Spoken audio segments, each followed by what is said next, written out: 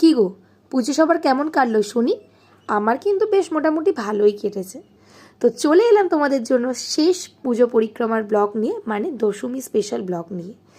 আমি মা রাহুল বেরিয়ে পড়েছিলাম 10টা সাড়ে 10টার দিকে সন্তোষ মিত্র স্কোয়ার যাওয়ার উদ্দেশ্যে। ঠাকুরটাও দেখি এবং প্যান্ডেলটাও খুব সুন্দর ছিল। যেহেতু আমাদের পাস ছিল তাই আমরা শেষ দিনই এইগুলো দেখবো ঠিক করেছিলাম।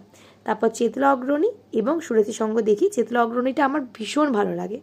তারপর চলে আসি ইয়ং ব্যান্স ক্লাব, যার প্রতিমাটা অসম্ভব অসম্ভব অসম্ভব সুন্দর ছিল। তারপর আমরা ঠিক করি যে আমরা বেহালা ফ্রেন্ডস এবং নতুন দলের ঠাকুরটাও দেখব। আমার দেখা কমপ্লিট হয়ে গেলেও তারা তো দেখেনি, তাদের জন্য তো দেখতে হবে নাকি। তারপরে দেখতে দেখতেই চলে এলো বৃষ্টি। একটা এগরোল খেয়ে আমরা ঠিক করি বেহালা ক্লাবটাও দেখে নেব। বেহালা ক্লাব দেখে আরও 2-3টে ঠাকুর এবং প্যান্ডেল কভার অফ করে লাইটিং দেখতে দেখতে চলে আসি বাড়ির পথে। আর তোমাদের যদি এরকম মিনি ব্লগ শর্ট ভিডিও ভালো লাগে তাহলে প্লিজ চ্যানেলটাকে একটু সাবস্ক্রাইব করে রেখো, তাহলে তোমরা নোটিফিকেশানস পাবে।